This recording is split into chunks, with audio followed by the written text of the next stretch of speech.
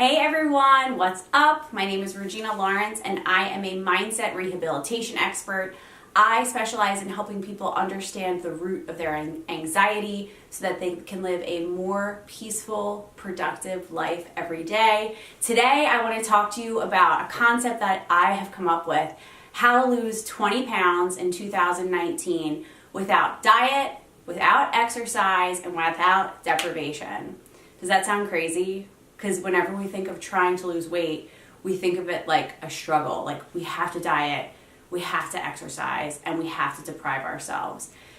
And my whole concept comes down to three major points that I'm going to share with you. And it starts with the way that we think about ourselves and our bodies, the way we think about food, and then the way we talk about ourselves and the way we talk about food. So this whole concept started because we live in a society, so I live in America, where every year over 45 million Americans go on a diet. And only 3% of the population who goes on a diet every year is actually successful. That means 97% of people who go on a diet every year fail.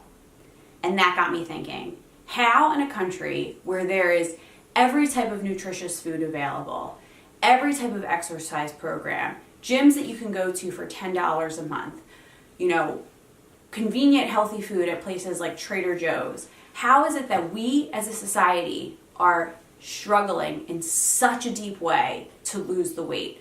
Why are we at a time where obesity is at a high? Heart disease, cancer, all of these things are exponentially high in our country. And it really got me thinking, this is what brought on the idea for this program. So at the heart of weight loss isn't just diet, isn't just exercise. It's the way we feel about ourselves, the way we think about ourselves, and the root causes that led to us using food for anything other than nutrition. So I want you to think about this. How many times in your life have you felt an emotion? Have you felt sad? Have you felt happy? Have you felt anxious? And a response to that is to either overeat and to stuff, or to undereat and to just not eat because you're so anxious you can't stomach the food. That's always been me. When I would get really anxious or stressed out, I couldn't eat.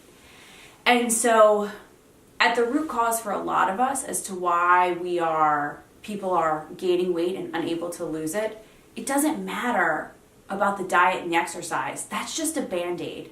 You could have the best nutritionist, a private chef, eating the top quality organic food day in and day out. But if you don't get to the heart of the issues that caused you to use food for anything other than nutrition, you are going to struggle with that weight for the rest of your life.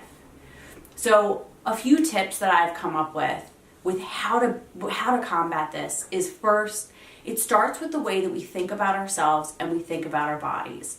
No matter what your body looks like, no matter the weight that you have on your body or the lack of weight that you have on your body, if you don't have any love and any respect for yourself, every cell in your body knows that and feels that and identifies with that. Your body identifies with being less than. So the first step is not changing the food. It's not adding an exercise. The first step is changing the way that you look at yourself in the mirror. Because no matter what your goal is, no matter what weight you have to lose or put on, there is beauty inside of you as a human being. So every morning, start to wake up and see the goodness in you. You don't like the way that your body looks, then look at your eyebrows. Your eyebrows are probably on point.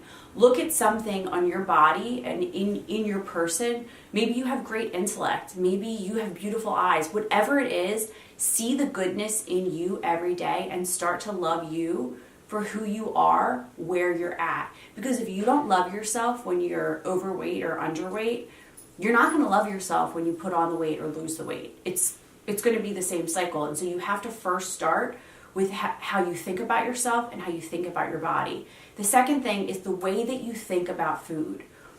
Because we are in a society where obesity is at a high, where there's diets running rampant, we villainize food. And then we eat the food that we villainize. So for example, all through my childhood, I struggled with eating disorders and disordered eating and mindset around food.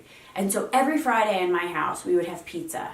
And all week long, I had this mindset: pizza is bad. Pizza is bad for you. It's not good. It's bad for you. But then every Friday night, I would indulge and eat pizza. I wouldn't eat a crazy amount of pizza, but I would eat a couple slices of pizza. And then I would feel like shit about myself. Because all week long, I had the mindset that pizza's bad. It's bad food. It's bad for you. We have to stop villainizing food. Pizza isn't bad. Is it the most nutritionally dense option on the planet? No. But it's still fat, it's still carbohydrates, and it's still protein. It fills you up, it gives you some amount of nourishment. It might not be the most nutritiously dense, but if you're gonna eat it, stop villainizing it. You know, when you're figuring out your goals and you're figuring out the foods that are gonna serve you and that are gonna help you get to those goals, that's great. But we have to stop saying things are good foods, bad foods, clean foods, dirty foods. It just completely skews our view of the food, and then when we feel it, so what? Is chicken and carrots and potatoes clean food, but then pizza's not clean, which means it's dirty? Are you dirty when you eat it? The thought process doesn't make sense, and it skews the way that we think about food.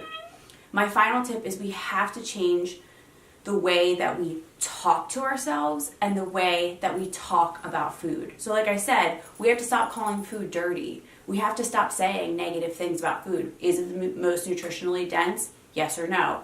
Is it going to serve me and help me get to my goals faster? Yes or no. We also have to change the words that we say about ourselves. So if you spend every single day breaking yourself down, I'm such an idiot, I'm so fat, I'm so disgusting, you are putting that energy out into the world for the world to see you in a certain light, but you're also putting that energy into your body.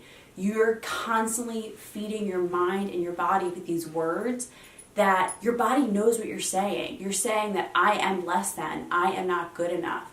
And you will hold that pain in your body. Our bodies aren't immune. When somebody says something painful to us, we feel it, we experience it. We feel it all over our body. When we say something negative to somebody else, they have a similar reaction and response. It's the same way when we say negative things to ourselves about ourselves.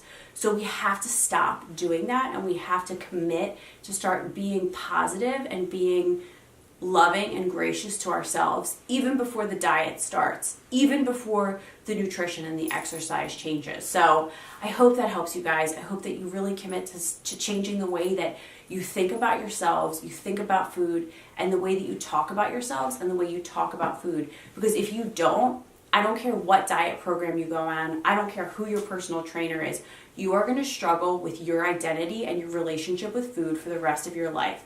I understand. I used to live on that hamster wheel, and I don't anymore. And it is so freeing to live this life. It's so much more peaceful. I have such a peaceful relationship with food. Food doesn't feel any certain way about us, so why do we have so many emotions and so many connections to it? We have to break that cycle, and it starts with our thoughts, the thoughts that we think and the words that we say. So I hope that helps you guys. You know, as you are going through this cycle of breaking the cycle with your relationship with food and your thought process, it can be really stressful. It can cause a lot of anxiety. At the heart of a lot of issues that we have with food, they cycle around stress and anxiety. I know so many women that I work with are stress and anxiety eaters, or they don't eat when they're stressed and anxious. And I don't know about you guys, but I got to a point in my life where I was so sick and tired of being stressed and anxious. My body just couldn't handle it anymore, and I was so over it. So I came up with my 7 tips to help you kick stress and anxiety in the ass. There's a link below. Take me up on this free gift. I would love for you guys to just break the cycle of stress and anxiety in your lives, to live a little bit more peaceful of a life, and to just have a little more zen. So anyway, take advantage of that free offer, guys. Also, if you like this video, like it, comment, share, like my page, engage, ask me questions. I love to hear from you guys. If there's anybody in your life who could benefit from this, please share it with them. Share it on their social media. I would love to connect with them. So anyway, guys, have a great night. I hope this was helpful, and I will see you soon. Bye.